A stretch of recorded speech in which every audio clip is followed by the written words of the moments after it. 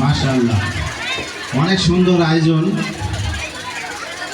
সামনে উপবিষ্ট কমলমতি শিক্ষার্থী, অভিভাবক এবং উপবিষ্ট মঞ্চে সুধী, আসসালামু আলাইকুম। আজকের এই সুন্দর আয়োজনে আমাদের বন্ধু কামাল মোল্লা এই স্কুলটি তিলে তিলে প্রতিষ্ঠিত করেছেন। সে সবসময় এই স্কুলটিকে নিয়ে চিন্তা ভাবনা করে কিভাবে স্কুলটাকে উন্নত করা যায়, কিভাবে শিক্ষার মান উন্নয়ন করা যায়।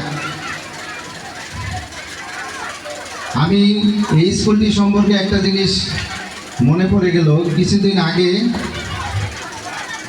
আমার সোনারগাঁ গভর্নমেন্ট কলেজে একজন অভিভাবক তার ছেলেকে ভর্তি করার জন্য গিয়েছিল। কৃষিতে ভর্তি, সে শামসুলকে ভর্তি ছিল। আমি বললাম, শামসুলক ভর্তি আছে, তা আপনি এখানে নিয়ে আসবেন কেন? আপনার ছেলের রেজাল্ট কি? তখন সে বলল, আমার ছেলের রেজাল্ট A+। তারপরে সে বলল, আমার ছেলে এখানে আসলে সমস্যা নেই, কারণ আমার ছেলে খালেক আঞ্জুমানের ছাত্র ছিল।